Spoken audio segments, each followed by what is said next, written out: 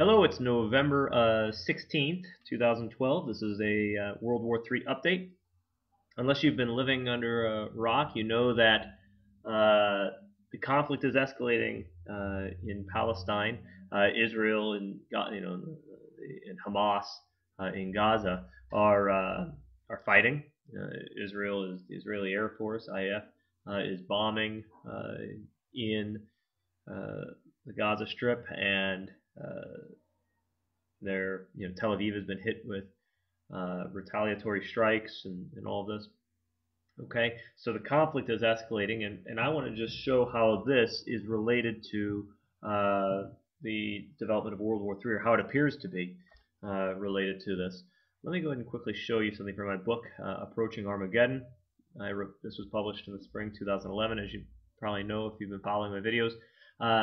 Real quickly, this is how one interpretation, the first of two interpretations that I gave of how World War III would unfold beginning sometime in 2012 to 2013, the second half of 2012 to the first half of 2013. The first interpretation of this passage in Daniel 11 claims that there are three major leaders involved in the early stages of the war. The first leader is the king of the south, and he appears to be the instigator of the war. At the time of the end, the king of the south shall attack him, the desolator. Okay, I'll explain that in a minute. The southern king is almost certainly the ruler of Egypt, since Egypt is south of Israel, the reference point in the chapter, and the king of the south mentioned earlier in the chapter is unquestionably the English ruler. His act of aggression appears to be a move to the north, to Israel, that is a known provocation to the desolator, who I proposed in the book as a hypothesis, a probable hypothesis that it's Obama and NATO. Okay, so as a known provocation to Obama, that will eventually involve NATO. The second major leader involved in the early stages of the war, if I pinned the identity of the desolator correctly. Okay, which I don't say anything to doubt that yet. And of course, I also got into how Syria and Turkey and Russia would probably be involved, but you've seen my previous videos about that. Now, so here what we need, according to this outline, when I say need, I'm just saying in order for this to be right, what events need to unfold. You would need Egypt to come against Israel more so than it already has, because it's going to have to also provoke NATO. On August 8th, of course, Egypt violated the peace accords with Israel by moving all sorts of troops and bombing in the Sinai Peninsula and the demilitarized zone, and that actually marked that date was precisely 1,260 days before the 7th anniversary of Obama's inauguration. So it's the final 1,260 days, of Obama's 7 years as president, if you take it as a 7-year period from January 20th, 2009 through January 20th, 2016. So that date seems likely that's an important date. But you have 3.5 years for this war to unfold, and I said when I made the video about the August 8th date that we should expect escalation to take place, and this escalation should be the sort that would have Egypt provoking, by moving against Israel, provoking the West. All right, now with that background in place, now let's look over here what we have. So Obama presses Egypt to help rein in Hamas as Gaza conflict escalates. So Obama is saying that Egypt has a responsibility in this to tell Hamas to hold it up, to stop. Okay, so this is important. Obama, they like to do this. They like to shift responsibility to someone that they eventually want to strike. Okay, and so he's looking for cooperation from Mohamed Morsi, the president of Egypt, and they're worried about this conflict escalating. Let's keep going with Egypt actually getting involved.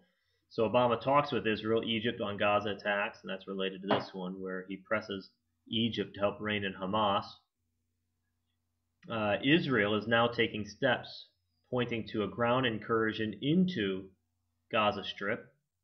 Okay, so this is going to really escalate things, because In Egypt, the Muslim Brotherhood is mobilizing protests, mobilizes protests against Israel in Cairo.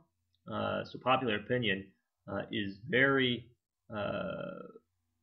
powerful, right? And the popular opinion in Egypt is that Israel is doing something awful.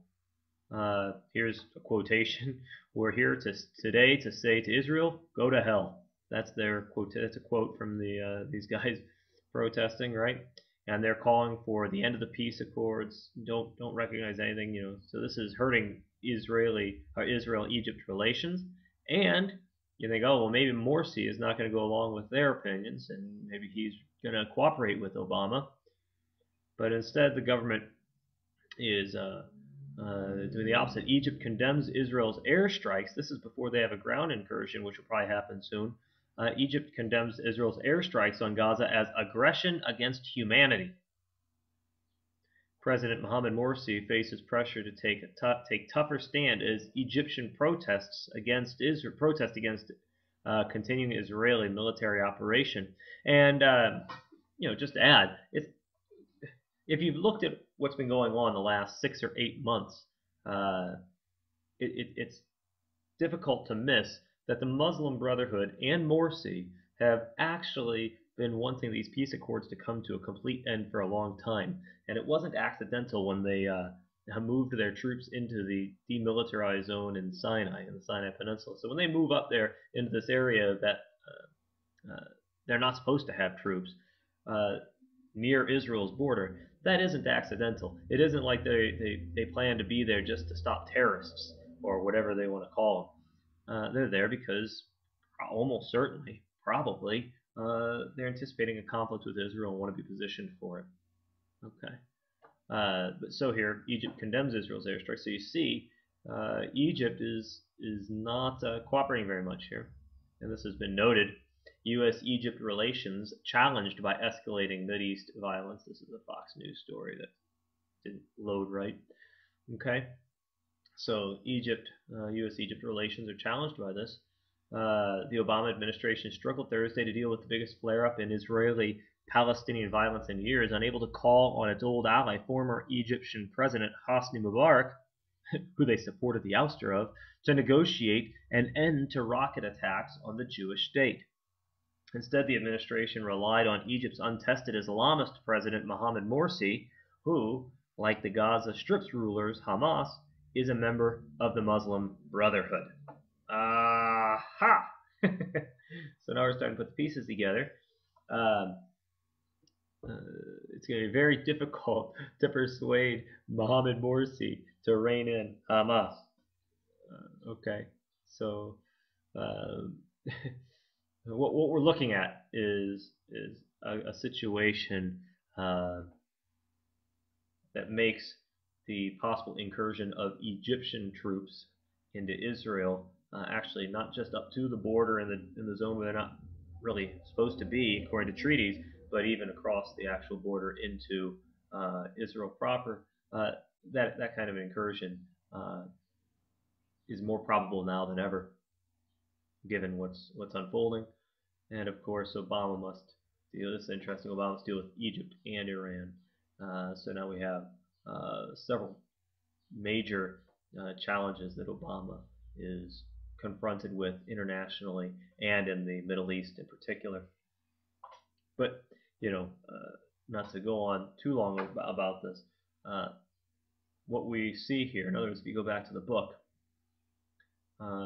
is now we have a situation where the Southern King can take a move against Israel and simultaneously be provoking very clearly the Desolator, who interestingly in the biblical passage, the Desolator comes into this conflict in an act of apparently defending Israel, but by the end of the passage in Daniel, he occupies it. He occupies Israel. So he's no real friend of Israel. So here's that passage, right? He shall become ruler of the treasures of gold and of silver and all the precious things of Egypt, and the Libyans and the Cushites, think Sudan, Ethiopia, that region, shall follow in his train. But news from the east and from the north shall alarm him. Did I skip a spot? Yeah, he shall stretch out his hand against the countries, and the land of Egypt shall not escape. Uh, but news from the east and the north shall alarm him, and he shall go out with great fury to destroy and devote many to destruction. Oh, let me see. Oh yeah, here's the. I knew I was missing the occupation part. And he shall come into countries. This is the desolator, and shall overflow and pass through. He shall come into the glorious land, Israel, and tens of thousands shall fall, but these shall be delivered out of his hands, and so on. Okay, but he comes in. He enters he enters Israel. Obama and NATO or the U.S. will do. Um, okay, so maybe it's strong to say he'll occupy, but it's certainly when you take this passage along with other passages and look at how this period of time is described, it's all the nations coming against Israel. This isn't a few nations coming against Israel and the most powerful region of the world being their ally. That's not how it's going to end up. And you can see that with Obama. Uh, he's not a true friend of Israel.